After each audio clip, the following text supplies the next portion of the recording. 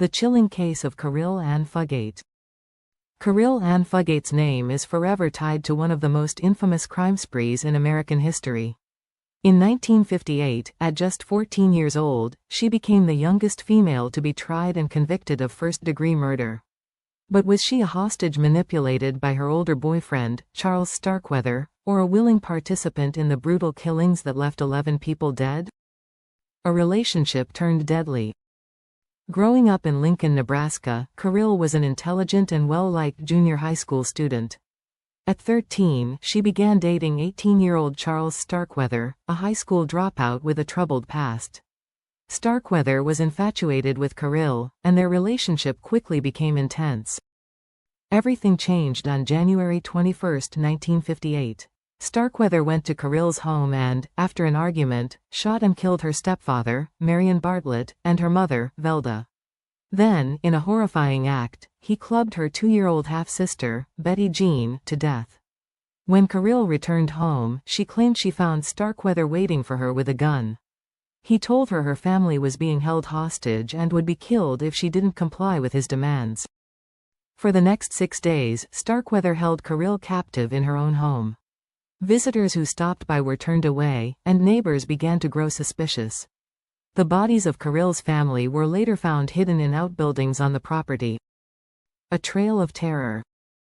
After murdering Caril's family, the pair fled Lincoln, embarking on a cross-state murder spree that left 7 more people dead, along with 2 dogs. Their rampage was indiscriminate, targeting anyone who crossed their path. One of the most disturbing moments came when Starkweather and Caril encountered a young couple, Robert Jensen and Carol King. Starkweather murdered them both, and Caril admitted to holding a shotgun on the couple during the attack.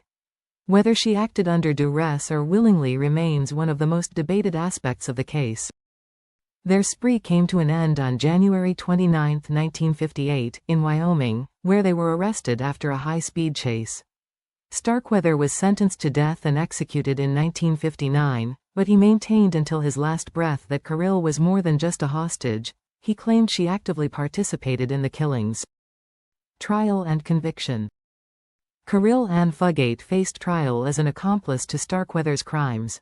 Her defense centered on her claim that she had been a hostage, acting under Starkweather's threats to kill her and her family. However, the evidence suggested otherwise. Prosecutors argued that she had multiple opportunities to escape but chose to stay with Starkweather. The jury was unconvinced by her claims of innocence. In November 1958, Caril was convicted of first-degree murder and sentenced to life imprisonment. She became the youngest woman in U.S. history to face such a sentence.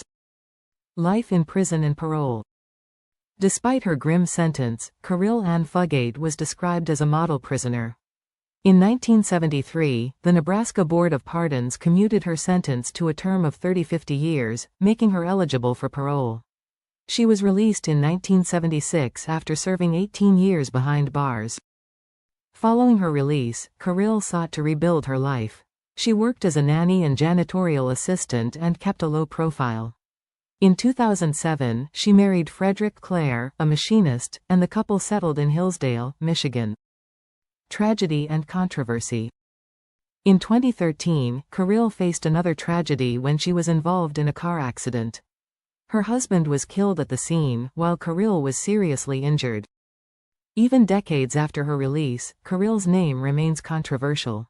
In February 2020, she petitioned the Nebraska Board of Pardons for clemency, maintaining her innocence and asking for a pardon to lift the burden of being labeled a convicted killer. However, her request was denied, with the board citing the role of a pardon as a restoration of rights rather than a declaration of innocence. Innocent or guilty? The case of Caril Ann Fugate continues to divide opinions. Was she an innocent child manipulated by a charismatic and dangerous killer, or was she complicit in the horrific crimes committed by Starkweather? The evidence remains murky, and the truth may never be fully known. What is clear is that the Starkweather-Fugate murder spree left a trail of devastation that rocked the nation. For Caril, the shadow of those crimes follows her to this day, a chilling reminder of the fine line between victim and villain. Closing thoughts. The story of Caril Ann Fugate is as tragic as it is haunting. At just 14 years old, she became entangled in a deadly rampage that claimed 11 lives and forever altered the lives of countless others. Was she a victim of circumstance or a cold-blooded accomplice? The debate continues, but her story serves as a stark reminder of the devastating consequences of violence and manipulation. For more gripping true crime stories, don't forget to like, comment, and subscribe.